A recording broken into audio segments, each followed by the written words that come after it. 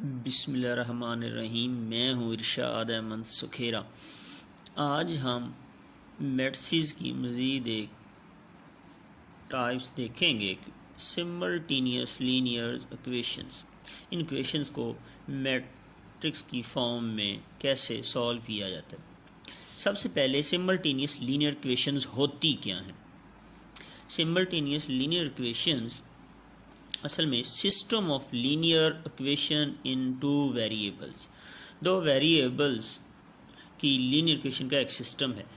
In general form it is given as, जैसा कि A X plus B Y is equal to M, C X plus D Y is equal to N. यहाँ A B C D M and N are real numbers होते हैं, जबकि x और y two variables हैं। ठीक है। अब this system is called simultaneous linear equations. अच्छा, इनको अब सॉल्यूशन फाइंड आउट करने के लिए टू मेथड्स हम फॉलो करेंगे। सबसे फर्स्ट मेथड है मैट्रिक्स इन्वर्जन मेथड और दूसरा है क्रैमर रूल। हम देखते हैं कि मैट्रिक्स इन्वर्जन मेथड क्या है। सिस्टम ऑफ लीनियर इक्वेशंस लें, A X plus B Y is equal to M and C X plus D Y is equal to N. Two equations हैं, एक को हमने एक का नाम दे दिया और दूसरी को हमने टू का नाम दे दिया। अब यहाँ ये एक्स और वाई जो हैं ये वेरिएबल्स हैं, जबकि A B C D real numbers हैं। इनके जो कोफिशिएंट हैं ये रियल नंबर्स हैं और एम एन भी रियल नंबर्स हैं। अब देखें कि यहाँ जो कोफिशिएंट्स हैं एक्स और वाई के, इनकी हम एक मैट्रिक्स बना लेते हैं और जो एक्स और वाई हैं उनकी एक अलग मैट्रिक्स बना लेते हैं। एम और एन की भी हम एक अलग मैट्रिक्स बना लेते हैं। अब देखिए, अगर हम इसको मल्टीप्लाई करके देखें तो ये बिल्कुल सेम उसी तरह ही आता है। ठीक है।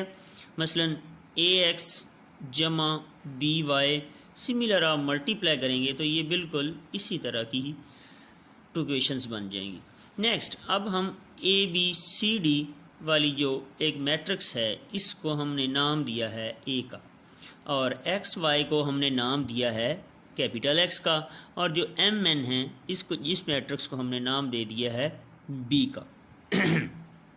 अब देखें, ये A X is equal to B आ रहा है, तो हम दोनों तरफ इन्वर्स अप्लाई करके, तो आई एक्स ये इन्वर्स, क्योंकि हमने पीछे पढ़ा है ए इन्वर्स ए आई ही होता है, आइडेंटिटी मैट्रिक्स हासिल होती है। तो सिमिलरली ये आइडेंटिटी मैट्रिक्स, और आइडेंटिटी मैट्रिक्स किसी भी मैट्रिक्स के साथ मल्टीप्लाई करें तो वो मैट्रिक्स ही आती है। क्योंकि हम इस तरह मैट्रिक्स को नीचे ले जाके या किसी ऊपर ले जाके इन्वर्स कैसे मालूम करें, हम इन्वर्स को अप्लाई करते हैं और हम ये वाली इक्वेशंस ले आते हैं। X equal to A inverse B. अब हमारे पास बी तो ऑलरेडी है, एक्स बी एक्स वाई है, ए इन्वर्स हमें चाहिए। और ए इन्वर्स होता क्या है? ए इन्वर्स होता है ए एडजॉइंट ऑफ ए और ए का डिटर्मिनेंट मल्टीप्लाई बी। अब हम देखते हैं कि हमारे पास ए क्या था। ये सारी वाली मैट्रिक्स हमारे पास ए थी और एक्स वाई एक्स था, और ये वाली मैट्रिक्स थी ये बी थी। अब हमें क्योंकि ए इन्वर्स चाहिए यहाँ, तो ए का इन्वर्स लेने के लिए हमें ए का एडजॉइंट भी चाहिए और ए का डिटर्मिनेंट भी चाहिए। अब देखिए, ए हमारे पास क्या है? A B C D.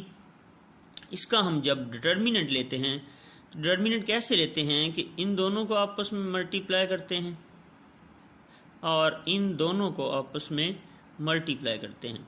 मसलन ए को डी से, A multiply D, minus B को सी से, तो बी सी। अब डिटर्मिनेंट कभी भी ज़ीरो नहीं आना चाहिए। अगर डिटर्मिनेंट ज़ीरो आ गया तो इन्वर्स फाइंड आउट नहीं हो सकता। डिटर्मिनेंट हमेशा नॉन ज़ीरो आना चाहिए। और एडजॉइंट क्या होता है जी? एडजॉइंट इसी ही मैट्रिक्स का हम पीछे भी पढ़ चुके हैं। एडजॉइंट में क्या हम करते हैं कि ये जो डायगोनल एंट्रीज होती हैं इनको हम रिप्लेस कर देते हैं। मसलन ए को डी की जगह और जो अदर नॉन डायगोनल्स होती हैं उनकी हम साइन चेंज कर देते हैं, बी का -b और सी का -c। तो हमारे पास ए का डिटरमिनेंट भी हम फाइंड आउट कर सकते हैं इस कोफिशिएंट से, और एडजॉइंट ऑफ ए भी हम किसी भी मैट्रिक्स का फाइंड आउट कर सकते हैं। जब दोनों चीज़ें फाइंड आउट कर सकते हैं तो हम ए इनवर्स फाइंड आउट कर सकते हैं। इसी तरह जब ए हम इनवर्स फाइंड आउट कर लेंगे तो इसी जगह इस वैल्यू में पुट करेंगे, तो नेक्स्ट टाइम बी से मल्टीप्लाई करके एक्स की वैल्यू फाइंड आउट कर लेंगे, जो हम नेक्स्ट एग्जाम्पल देख के इसको सॉल्व करने की कोशिश करते हैं। लें अब हम एग्जाम्पल देखते हैं। मसलन ये हमारे पास 2 लीनियर इक्वेशंस हैं, एक ये और एक ये 2। इसी तरह हम इनके कोफिशिएंट्स की एक मैट्रिक्स ले लेते हैं जिसका नाम हम ए रखते हैं। इसमें भी एक्स वाई हम वेरिएबल ले रहे हैं तो इसको हमने एक्स का नाम दे दिया है, और जो इधर मैट्रिक्स आ रही है उसको हमने ए बी का नाम दे दिया है। इसी तरह हमारे पास ये A X is equal to B मिली, X equal to A inverse B हम पीछे मालूम कर चुके हैं। इसी तरह अब हमें ए का इनवर्स चाहिए, और ए का इनवर्स क्या होता है 1/a determinant multiply adjoint of A.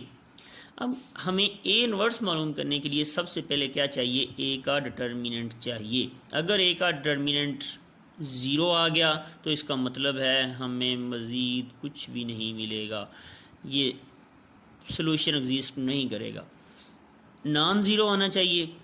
Determinant में क्या होता है, इसी तरह डायगोनल एंट्रीज इस तरह मल्टीप्लाई करें, 4 को -1 से, -2 को 3 से, तो देखें 4 -1 से -4 आ गया, -2 3 से मल्टीप्लाई होके -6 आ गया।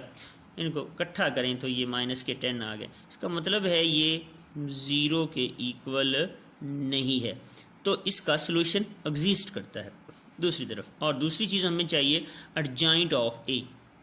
एडजॉइंट कैसे लेते हैं, हम उसी मैट्रिक्स ए, ये भी वही खड़ी है, यहाँ भी खड़ी है, इसी मैट्रिक्स का ये जो डायगोनल एंट्रीज होती हैं इनको हम आपस में रिप्लेस कर देते हैं।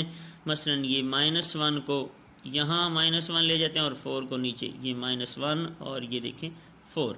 इसी तरह एडजॉइंट में यहाँ इनकी आपस में साइन चेंज कर देते हैं, ये देखें -2 हो चुकी है और यहाँ देखें -3। अब ये हमारे पास एडजॉइंट मिल गया। अब क्योंकि हमें ए का डिटरमिनेंट और ए का एडजॉइंट भी मिल गया तो ए का इनवर्स क्या हो गया कि हमने इसी वैल्यूज़ में यहाँ ए का डिटरमिनेंट रख दिया, क्या था -10, ये देखें -10, और ए एडजॉइंट ऑफ ए हमने यहाँ से उठा के सिमिलर यहाँ रखा। ये हमारे पास क्या है, ए का इनवर्स। इसी ए के इनवर्स को हम इस इक्वेशन में पुट कर देते हैं। जब इसमें पुट करते हैं तो देखें कि ये हमारे पास जो इक्वेशन है x, ए का इनवर्स हमने यहाँ से लिया, यहाँ देखें 1/-10 ये, और एडजॉइंट वाली उसी तरह सिंपल -1 -2 -3 4, और ये b वाली मैट्रिक्स साथ मल्टीप्लाई होगी। अब मल्टीप्लाई हो रही है तो देखें मल्टीप्लाई भी हम पहले पढ़ चुके हैं। क्या करते हैं, पहले हम इसको मल्टीप्लाई करते हैं, दरमियान में हम प्लस लगाते हैं और फिर हम दूसरी एंट्रीज को दूसरी एंट्री के साथ मल्टीप्लाई करते हैं। मसलन -1 को 8 से मल्टीप्लाई किया, प्लस आ गया, फिर -2 को -1 से मल्टीप्लाई करेंगे, ये देखिए -2 को -1 से मल्टीप्लाई करेंगे। फर्स्ट रो को फर्स्ट कॉलम से मल्टीप्लाई कर लिया, नेक्स्ट कुछ है नहीं।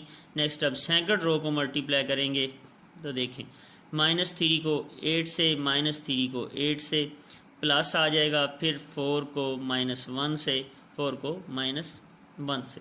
नेक्स्ट इसी को हम सॉल्व करते हैं, ये -1 8 से मल्टीप्लाई करके -8, -2 -1 मल्टीप्लाई आपस में करके प्लस के 2, ये -3 × 8 -14 24 -4 आ जाएगा, 4 को -1 से मल्टीप्लाई करेंगे तो अब इनको ऐड करें, ये -8 में से +2 निकाल दें तो -6 -24 -4 28 माइनस के मिल जाएंगे।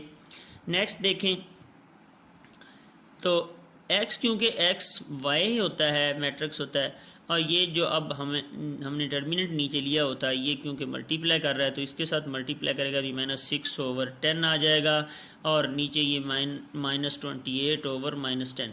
अब ये माइनस माइनस आस में प्लस हो जाएगी, और इसको हम 2 पे डिवाइड कर दें। 6 को करें तो 3 आ जाता है, 10 को करें तो 5 आ जाता है। इसी तरह 28, ये माइनस माइनस यहाँ भी प्लस कर दें, काट दें, और 28 भी 2 पे 14 आ जाएगा, और 10 भी 2 पे जाए तो 5 आ जाएगा।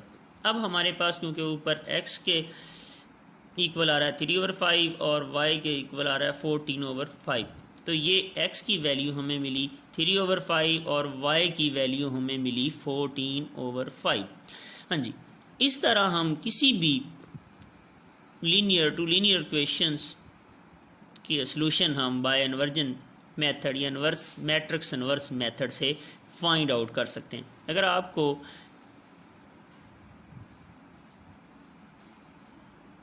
ये वाले क्वेश्चंस या मेथड समझ आया हो, अच्छा लगा हो, तो प्लीज़ चैनल को सब्सक्राइब करें और बेल आइकॉन पे क्लिक करें